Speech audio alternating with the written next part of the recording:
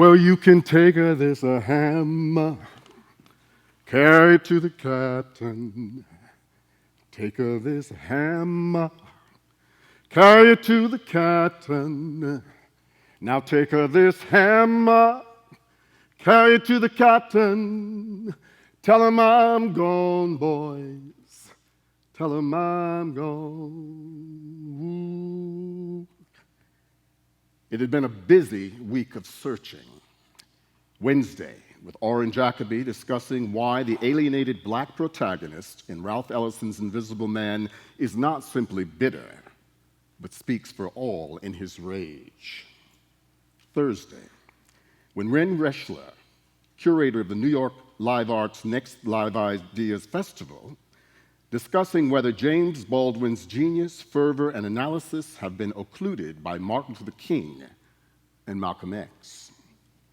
Friday, witnessing the shameful black clown, Stepin Fetchit, stepping out of obscurity to share the bright glare of Muhammad Ali's spotlight in Will Power's new drama, Fetch Clay, Make Man. Saturday, I walked through eons of culture, objects, and ideas headed to the American wing in search of an anchor for this talk. What should these handsome galleries provide? A comforting mirror of self and truthful images of black folk? Or yet another restatement of the inconvenient truth that we all attach much too much importance to ourselves? Race, ethnicity, class, sexuality, nationality, gender. The list goes on and on. I was looking for George Washington's red-turbaned, enslaved personal servant, Billy Lee, shockingly resembling Stepin Fetchit in John Trumbull's painting from 1780. For several reasons, this American wing that I used to always avoid beckons to me now, at a time when I am ever more aware of a callous on my heart, a creeping cynicism, and a kind of creative block that asks me, the artist, why bother to make another work? As young artists, many of us, if not most of us, go in search of icons, forebears, not necessarily among our own kind, but among older artists who have gone before. And like self-described prodigals, we are estranged, but somehow comforted by the existence of these icons we tell ourselves we have left behind. About 3 years ago, I decided to dispense with my own issues of form, meaning, and content, and like John Cage, to write stories and embrace the audacious concept of indeterminacy in presenting them, trusting in the grand and mysterious unity that runs through all things. The organizing principle was time and randomness. I use this principle today and have 10 minutes and 22 seconds left. On an April morning in a car headed to LaGuardia, I heard on National Public Radio an interview segment with the author of a new telling of Exodus. I listened while writing a story about a day spent with my mother, Estella, at the Theresienstadt concentration camp.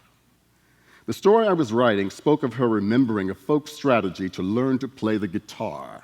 While listening and writing, I began to sing under my breath John Henry, the song Estella had told me she could play on the guitar once, although I never heard her do so. John Henry said to the captain, "Captain, I'm a driving man. If I don't drive that steam engine down, I'll die with a hammer in my hand, lordy, lordy. I'll die with a hammer in my hand." In Copenhagen, lunching with Denmark's Royal Ballet director, Nikolaj Hübbe, I propose that certain art forms are only interesting for their style because style teaches us about time and its passing. Denmark's National Ballet's Bournonville is such a case. Nikolaj believes style can kill dancing and punctuated his funny comments with what was intended to be a parody of classical gestures, but was in fact lovely. This conversation came back to me later that night as, channel surfing, blurry-eyed, I watched The Turning Point. The film has many stylish flourishes, the focus on dancers pirouetting and passe, tendu, or piqué. Baryshnikov having sex with a young ballerina when having an orgasm, she raises her arms from his naked shoulders in a perfect port-de-bras. The camera work, the color scheme, the men's feathery hair all speak of the style of that period. It was bizarre witnessing this melange of style and melodrama, all the more so for my being jet-lagged and the film being dubbed in German. Growing up in the country gave one many opportunities to be alone. One summer afternoon, aged 9 or 10 or so, I lay in a gully along the back of the house trying to scroll through my future life in 10-year increments, from 9 to 19, from 19 to 29, from 29 to 39, 39 to 49, and then it became really hard. Gretchen Bender once said to me that some of us have nostalgia for the future. In 1973, on a beautiful early summer afternoon in Brockport, New York, Arnie and I were walking down Park Street, not too far from the house we were renting. There was a baseball game about to begin in the park nearby. Many cars were cruising past us as we walked. One car slowed, and the driver, looking at Arnie, shouted, "Faggot!" Arnie cursed at him as I began to kick the fender. The driver snarled at Arnie, saying, "Go suck your nigger," before speeding off. May 7th, 2011. Sitting in a doctor's waiting room reading in Art in America an article about Glenn Ligon's retrospective at the Whitney, in which the writer says, questions about the difference between reading and looking are germane to Glenn's work. I thought then, and I'm thinking now, questions about the difference between listening and hearing are germane to this work. Questions about the difference between looking and listening are germane to this work. Questions about feeling and remembering are germane to this work. Questions about observing and understanding are germane to this work.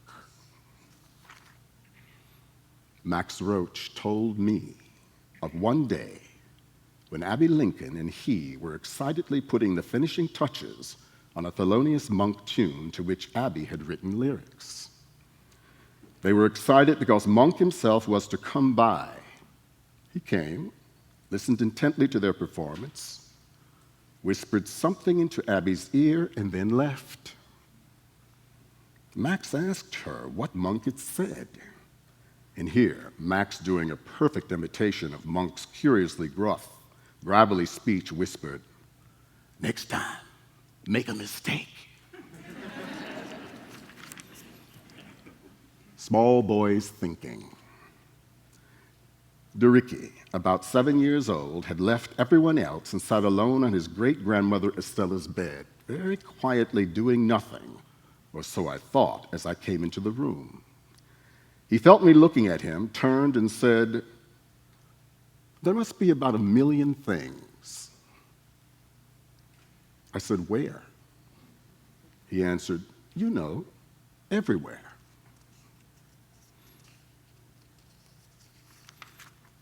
At a luncheon one day in Washington, I sat next to Geoffrey Holder. At one point, I asked him his opinion on my choice for a new stage work based on Superfly, the movie. He said, "Marvelous." I asked him what he thought people would think about me making a work based on what they might think was an exploitation of black culture and black people. He mouthed the words, "Fuck them." March 21st, 2011, 8:30 p.m. We had just seen Bill Cunningham, New York, a documentary about the New York Times photographer. He is an interesting character, very much of the old genteel world, so much so that when asked if he were gay, he answered that his family never spoke of such things, and as a result, he'd never given it much thought either. He is a man in his 80s, a solid bridge to another time, like Merce Cunningham, who is now gone. Leaving the film and passing the Joyce Theater, we saw that Merce Cunningham's company would be doing one of its last seasons there. It was a Monday night. The marquee was not lit. It was sobering seeing Merce's name as night was falling on a darkened marquee. Harris, my oldest brother, told me this story. One day in the 1930s, when he was a small boy in the South, Estella's first of 12 children, he was with his mother and her best friend as they finished picking the cotton in one field and had to walk a considerable distance to another. A car with two white men in the front seat offered them a lift. Reluctantly, the two young women and the 3-year-old Harris got into the back seat. The two men, talking and laughing with each other, began to casually reach back to grope between the women's legs or feel their breasts. I can't remember why he told me this story so many years later, but do remember the strained look of distaste on his face as he recounted how both women were silently weeping, shuttling the small boy between them as protection from the men's hands.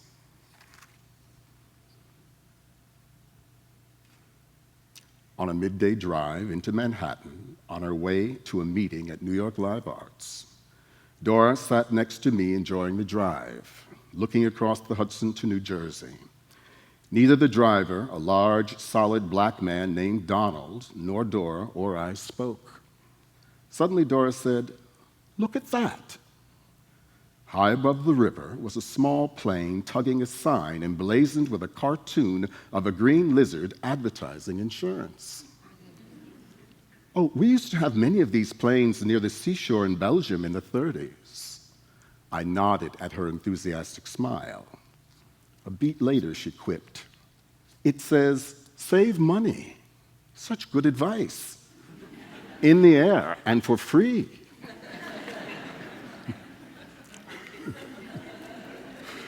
It was the first day of summer. With time to kill, we decided to drop into the exhibition L'Amour Fou, Picasso and Marie-Thérèse at the Gagosian Gallery. The cool galleries and subdued light put me in a precise and attentive frame of mind. I had just left the first room where one could see actual photographs of Picasso's voluptuous blonde muse in the early 1930s.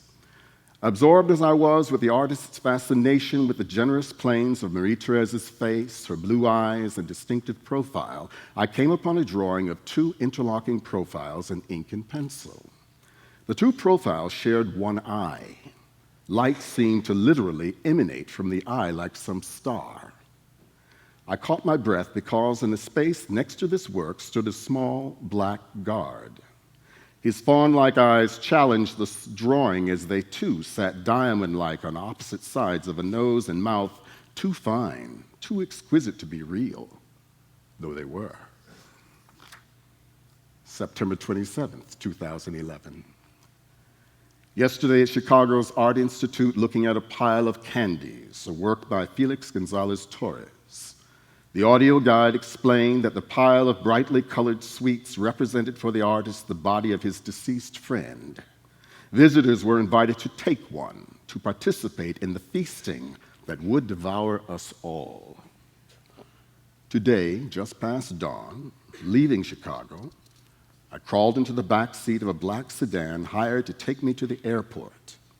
In the armrest between the seats are two unopened bottles of water, 2 packets of oil-controlling towelettes, and 2 brightly wrapped hard candies. My mother, Estella, died in the fall of 2002. Though she was to be buried near her mother, Anna, in the small town of Bunnell, Florida, the funeral services were held in Tampa. The service was the culmination of a week of grieving outbursts, negotiations, hurt feelings, and certainly laughter. However, when the minister, after a moving though perfunctory eulogy, said to us, Estella's children, "Y'all come say goodbye to your mama," everything changed. 10 out of 12 of us were present, standing around the open coffin. I was sure this would be a purely public formality, even as I heard the low murmur of my siblings addressing our mother, each in a private voice. These quiet calls took on an urgency close to hysteria as the coffin's lid was slowly closing. Some even tried to stop it. I felt secure in the role of observer until the wailing was joined by one more voice, crying, pleading for more time to look, to touch. It was my voice.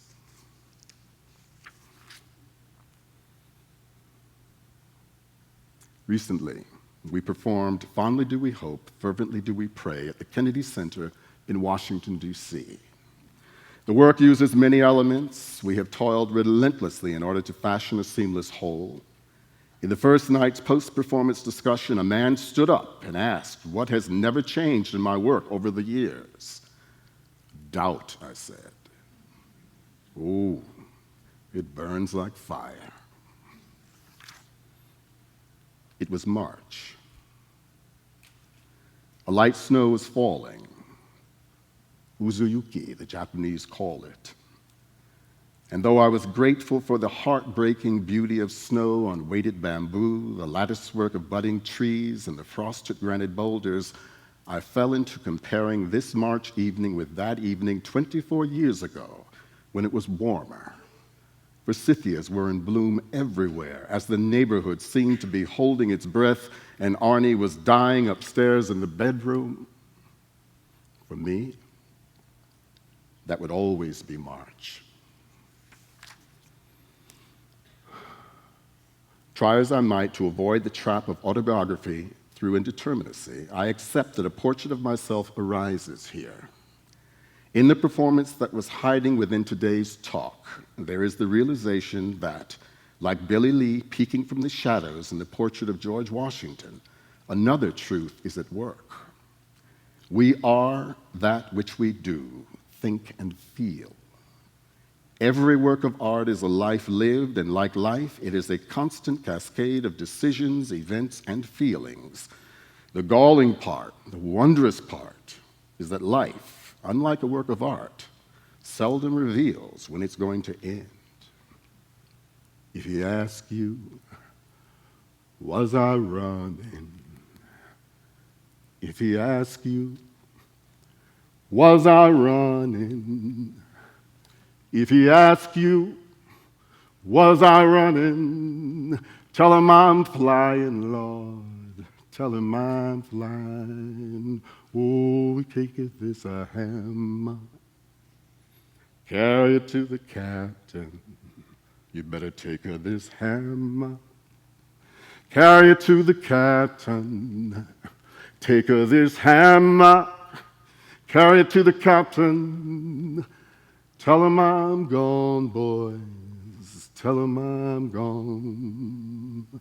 I don't want your cold iron shackles. Thank you.